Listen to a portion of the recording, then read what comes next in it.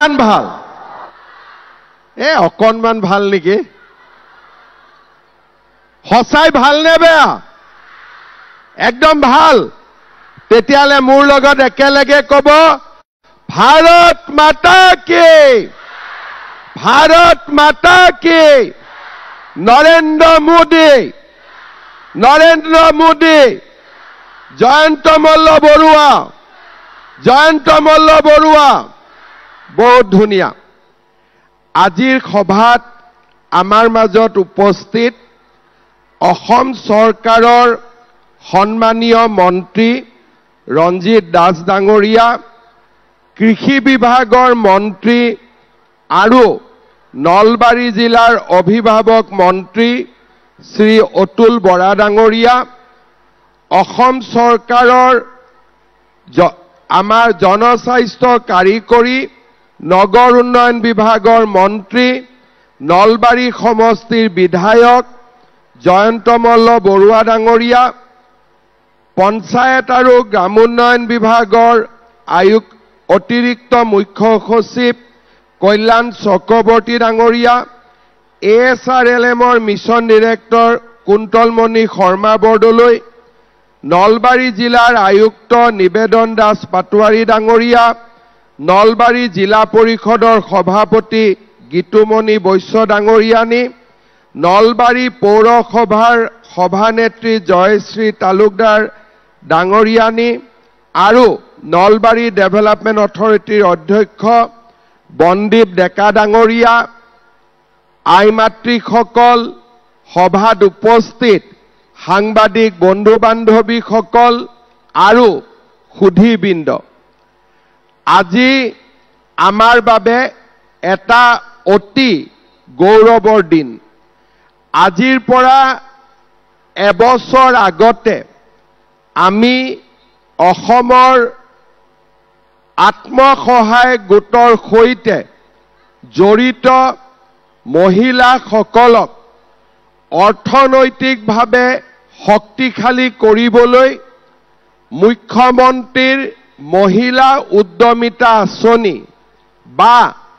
সৰুকৈ লাখপতি বাইদেউ আঁচনি আমি আৰম্ভ কৰিছিলোঁ যেতিয়া এই আঁচনিৰ বিষয়ে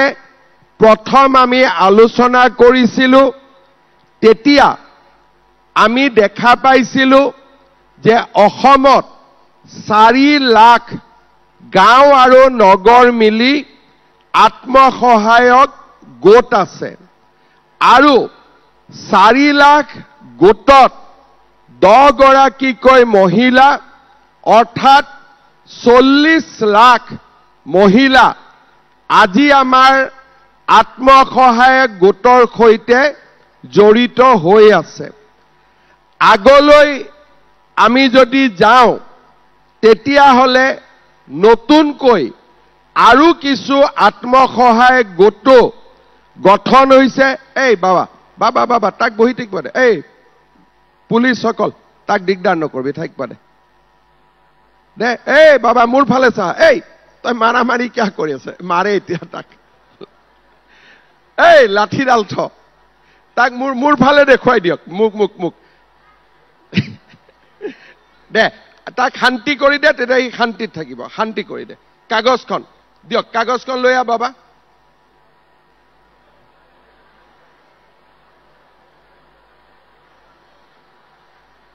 তাৰো ঘৰত অশান্তি আছে কিবা এটা লাগে সেইকাৰণে আহিছে দে তাৰ পিছত আমি যেতিয়া হিচাপ কৰিলোঁ আমি দেখা পালোঁ যে 40 লাখ মহিলা আমাৰ আত্মসহায়ক গোটৰ সৈতে জড়িত হৈ আছে তেতিয়া আমি প্ৰথমতে হিচাপ কৰিলোঁ যে আমি মহিলাসকলক কেনেকে আগুৱাই লৈ যাম আমি যেতিয়া সকলোৱে আলোচনা কৰিলোঁ তেতিয়া আমাৰ মনত এনেকে এখন আঁচনিৰ কথা মনলৈ আহিলে যে গোটত টকাটো দিয়াৰ পৰিৱৰ্তে কাৰণ গোটৰ ভিত্তিত আমি বেংকৰ পৰা লোন ল'ব পাৰোঁ কিন্তু আমি এইবাৰ গোটত পইচাটো নিদি আমি গোটৰ সদস্যসকলক ব্যক্তিগতভাৱে তেওঁলোকৰ বেংক একাউণ্টত আমি দিব পাৰো নেকি আমি হিসাব কৰি চালো 40 লাখ মহিলাক যদি আমি 10,000 টকাকৈ দিব লাগে আমাক প্ৰথমতে 4,000 কোটি টকা লাগিব আৰু পিছলৈ আমি যদি মহিলাসকলক আৰু 25,000 টকা দিব লাগে তেতিয়া হলে পিছৰবাৰ আমাক প্ৰায় 10,000 কোটি টকা লাগিব আৰু যদি আগলৈ গৈ মহিলাসকলক আমি আৰু সহায় কৰিব লাগে 50,000 টকালৈকে লৈ যাব লাগে তেতিয়া হলে আমাক 20,000 কোটি টকা লাগিব আমি চিন্তা কৰিলো যে আমাৰ দৰে এখন দুখীয়া ৰাজ্যত আমি 4,000 প্ৰথমতে পিছত 10,000 তাৰ পিছত আৰু 20,000 ইমান টকা আমি যোগাৰ কৰিব পাৰিম নেকি আমি সকলোৱে বহুদিন ধৰি আলোচনা কৰাৰ পিছত আমি সুন্দৰ কৰি এই মহিলা উদ্যমিতা আঁচনিখন আমি ৰচনা কৰিলো এই আঁচনিখনৰ জৰিয়তে 40 লাখ মহিলাক আমি প্ৰথম বছৰ 10,000 টকা আমি বিনামূলীয়াকৈ বেংকৰ লগত কোনো সম্পৰ্ক নাই আমি তেওঁলোকক একোখন চেক দিম আৰু 10,000 টকা তেওঁলোকে চৰকাৰৰ পৰা বিনামূলীয়াকৈ পাব ইয়াৰ পিছত এই 10,000 টকা দি আমি কি কৰিম আমি এটা গোটত আছো যদি 10 গৰাকী মহিলাই নিজৰ 10,000 টকা গোটলৈকে লৈ যায়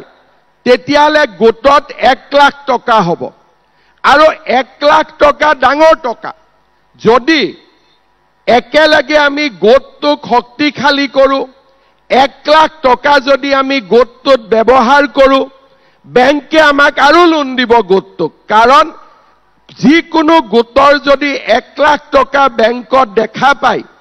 তেতিয়ালে সেই গ্ৰুপটোক বেংকে আৰু বেছি লোন দিব আগবাঢ়ি আহিবই তাত কোনো সন্দেহ নাই 1 লাখ টকা লৈ গোটটোৱে আমি নিজাকৈ বিভিন্ন ব্যৱসায় কৰিব পাৰো আৰু যদি কোনোবা মহিলাই ভাবে যে নহয় মই গোটটোক টকা নিদিও আমি গোটত এই টকাটো নিদিও কাৰণ গোটটো আমাৰ চলি আছে এই 10,000 টকা দি আমি নিজৰ কিবা নহয় কিবা ব্যৱসায় কৰিম গৰু থাকিব ছাগলী থাকিব কিবা আমি ব্যৱসায় কৰিম তাঁত শিল্প থাকিব তৃতীয় মই আৰু এটা কথা কৈছো যে আমাৰ ঘৰখন স্বামী আৰু পত্নীৰ মাজত চলে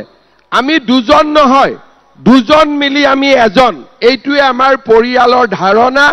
হিন্দু মানুহে পৰিয়াল বুলি ক'লে এজন বুজে যদি মহিলা গৰাকীয়ে নিজৰ হাজবেণ্ড বা স্বামীৰ ব্যৱসায়টো যদি এই টকাটো খটাই ঘৰৰ উৎপাদন বাঢ়িব কোনোবাৰ হাজবেণ্ডৰ সৰু পাণ তামোলৰ দোকান এখন আছে এই 10,000 টকাটো যদি দোকানখনত পায় ঘৰৰে উপাৰ্জন বাঢ়িব এতিয়া গ্ৰুপত দিব পাৰে নিজে উপাৰ্জন কৰিব পাৰে বা আপোনালোকে ঘৰৰ ব্যৱসায় মই স্বামীৰ ব্যৱসায় বুলি কোৱা নাই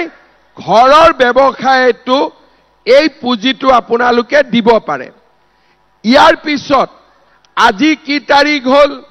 আজি হল আমাৰ 22 আগষ্ট অহা বছৰ আমাৰ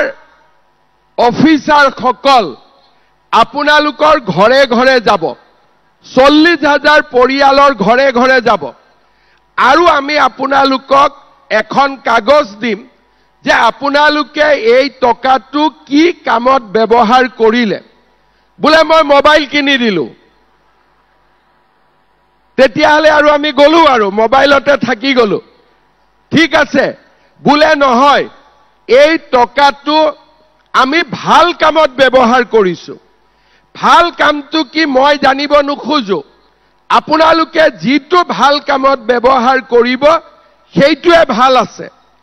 তেতিয়াহ'লে অহাবাৰ আমি আপোনালোকক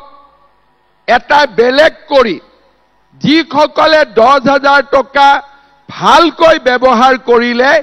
তেওঁলোকক আমি 25,000 টকা কৈ দিম 25,000 টকা এই 25,000 টকাৰ 15,000 চৰকাৰে দিব 10,000 টকা বেংকে দিব তাৰ পিছত আকৌ আমি চাম যে এই 25,000 টকা আপোনালোকে কেনেকৈ ব্যৱহাৰ কৰিলে যদি এই 10,000 আৰু 25,000 দুইটা টকা যদি আপোনালোকে ভাল কৰি ব্যৱহাৰ কৰে অহাবাৰ আমি আপোনালোকক বেংকৰ পৰা 50,000 টকা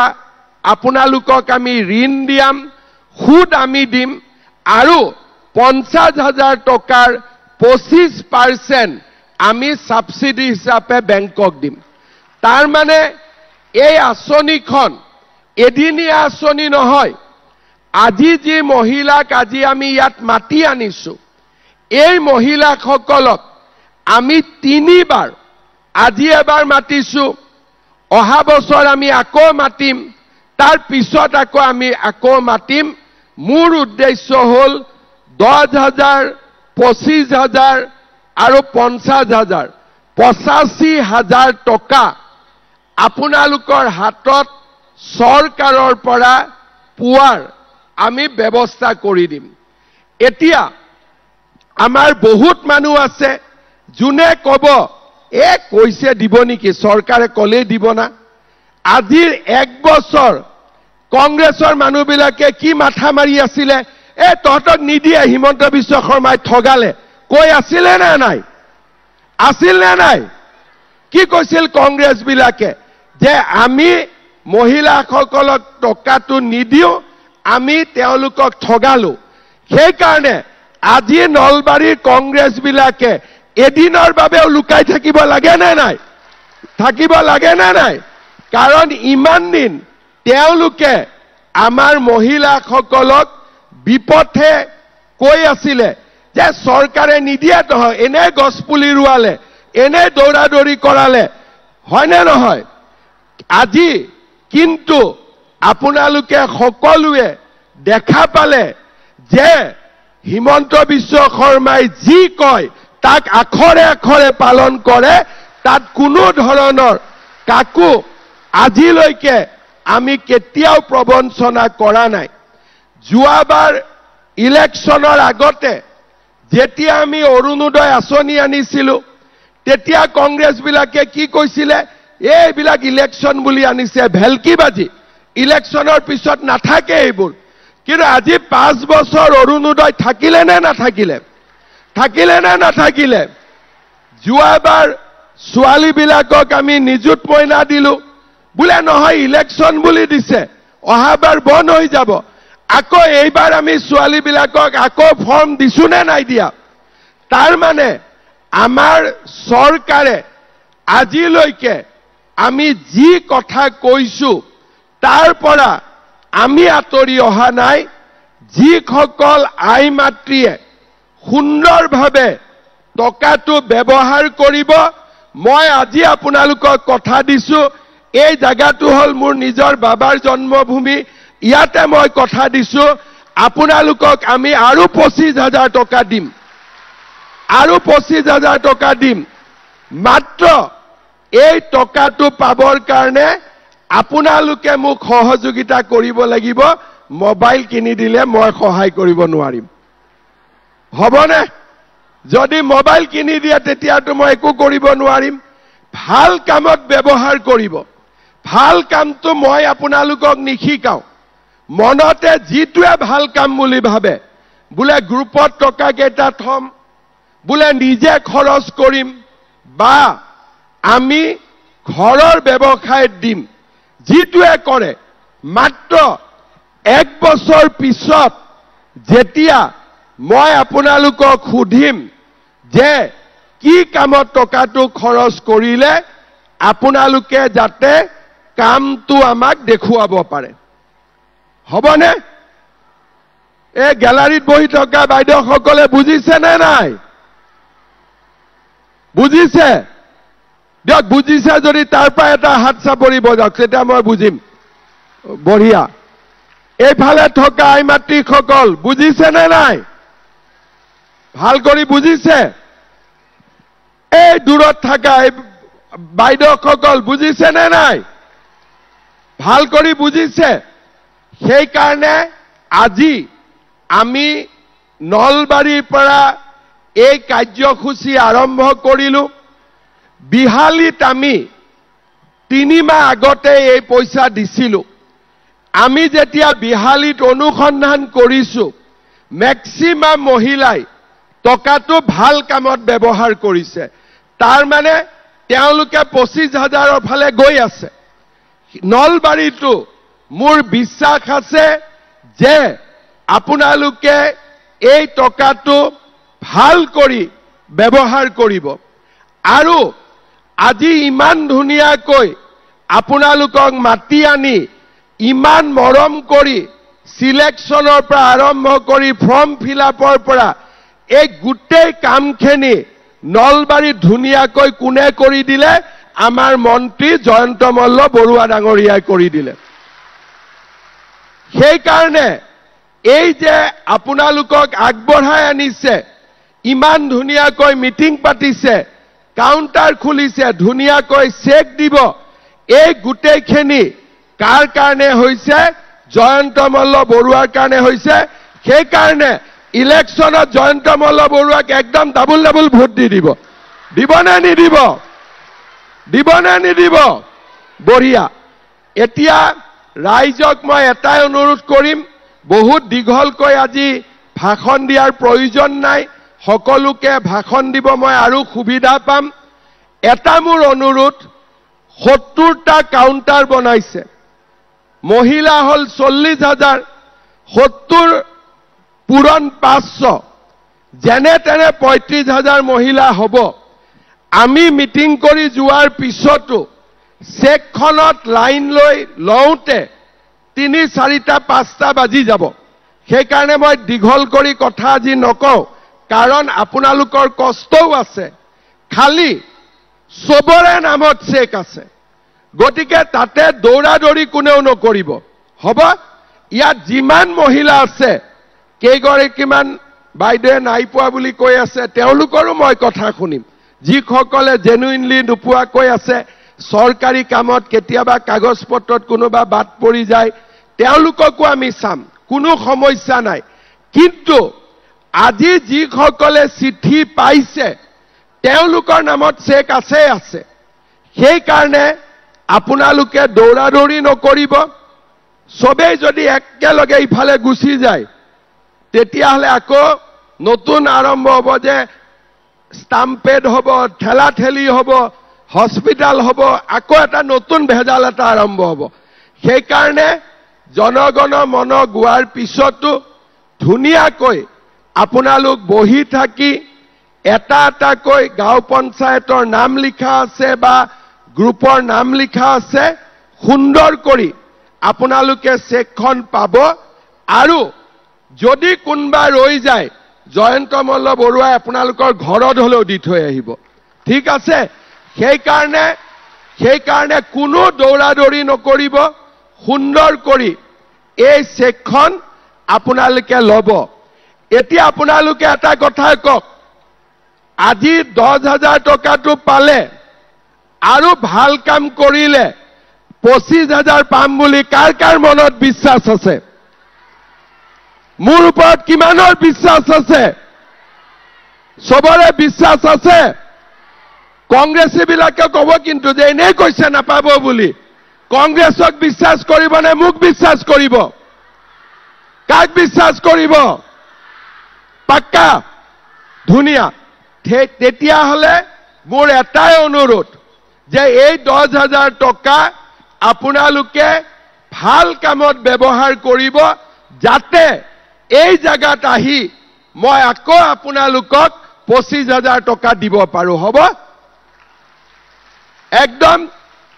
আকৌ এবাৰ মই আমাৰ Assam state rural livelihood mission জীৱিকা সখী বাইদেউসকলক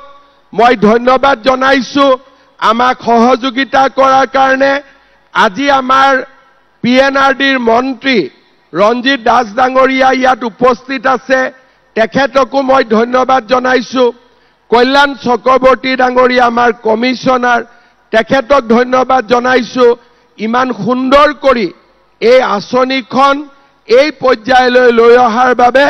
আৰু আমাৰ নলবাৰীৰ সন্মানীয় মন্ত্ৰী নলবাৰীৰ অভিভাৱক মন্ত্ৰী অতুল বৰা ডাঙৰীয়াকো মই ধন্যবাদ জনাইছো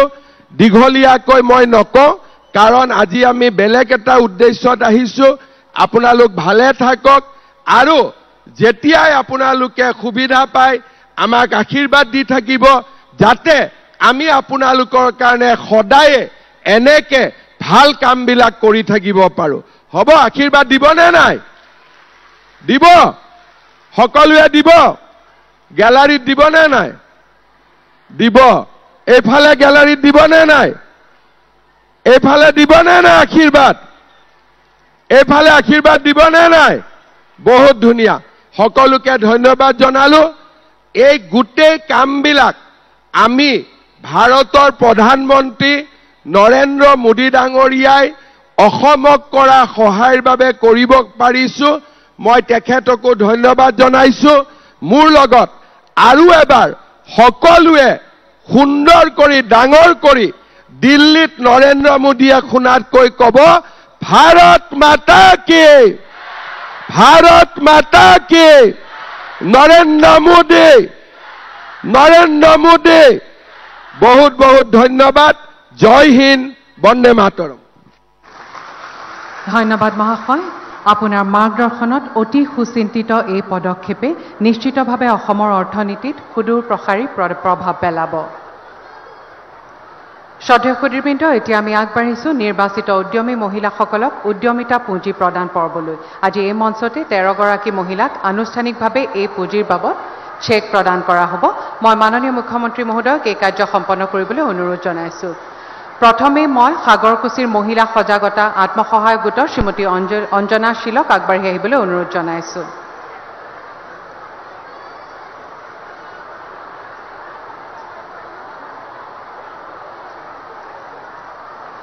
ধন্যবাদ এবাৰ দলুৱা গাঁৱৰ আজীৱন আত্মসহায়ক গোটৰ শ্ৰীমতী মনিকা ভৰালীক আগবাঢ়ি আহিবলৈ অনুৰোধ জনাইছো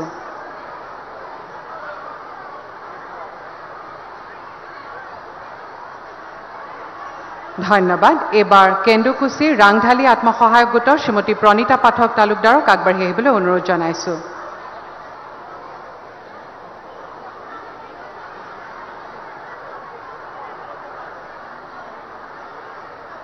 ধন্যবাদ এবাৰ বিলপাৰৰ কৃষ্ণজ্যোতি আত্মসহায়ক গোটৰ শ্ৰীমতী লীনা দত্ত ডেকাক আগবাঢ়ি আহিবলৈ অনুৰোধ জনাইছো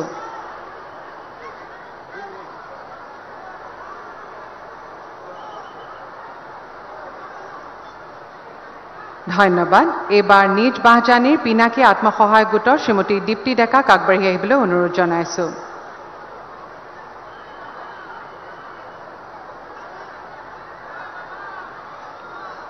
ধন্যবাদ এবাৰ জহাৰ ৰাংঢালী আত্মসহায়ক গোটৰ শ্ৰীমতী জুনুমণি তালুকদাৰক আগবাঢ়ি আহিবলৈ অনুৰোধ জনাইছো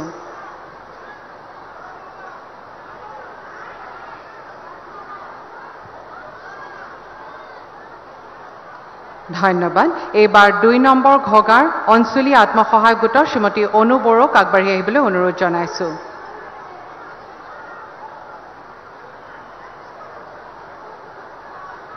ধন্যবাদ এবাৰ সতাইবাৰীৰ অসমী মহিলা আত্মসহায়ক গোটৰ শ্ৰীমতী মেনকা ৰামচিয়াৰীক আগবাঢ়ি আহিবলৈ অনুৰোধ জনাইছো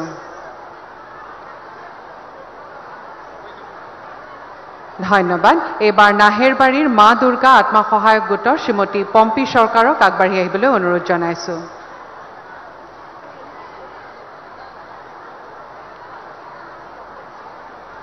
ধন্যবাদ এইবাৰ নমাটিৰ নিয়ৰজ্যোতি আত্মসহায়ক গোটৰ শ্ৰীমতী সংগীতা ৰাজবংশীক আগবাঢ়ি আহিবলৈ অনুৰোধ জনাইছো।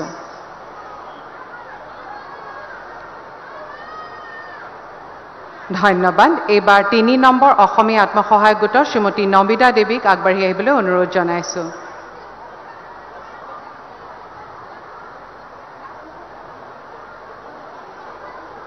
ধন্যবাদ। এইবাৰ ৯ নম্বৰ অসমীয়া আত্মসহায়ক গোটৰ শ্ৰীমতী গংগা বস্ফৰক আগবাঢ়ি আহিবলৈ অনুৰোধ জনাইছো।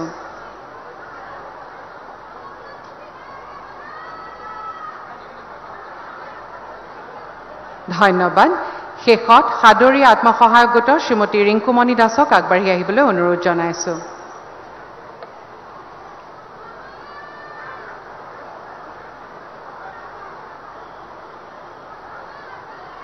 ধন্যবাদ মহাশয়।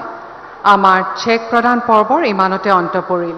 শ্ৰদ্ধেয় সুধীবৃন্দ, আমি আজিৰ অনুষ্ঠানৰ শেষ পৰ্যায় পাইছোহি। বহুমূলীয়া উপস্থিতিৰে আমাক কৃতাৰ্থ কৰাৰ বাবে অসমৰ মাননীয় মুখ্যমন্ত্ৰী ডক্টৰ হিমন্ত বিশ্ব শৰ্মাদেৱলৈ আমাৰ আন্তৰিক কৃতজ্ঞতা যাচিছো। মাননীয় মন্ত্ৰীসকল আৰু মঞ্চত উপবিষ্ট বিশিষ্ট অতিথিসকল সহিতে উপস্থিত সুধীবৃন্দ, প্ৰচাৰ মাধ্যমৰ সদস্যবৃন্দ, উদ্যমী মহিলাসকল আৰু অনুষ্ঠানটিৰ সৈতে জড়িত সকলোকে আমাৰ আন্তৰিক কৃতজ্ঞতা যাচিছো। এতিয়া ৰাষ্ট্ৰীয় সংগীতেৰে আমাৰ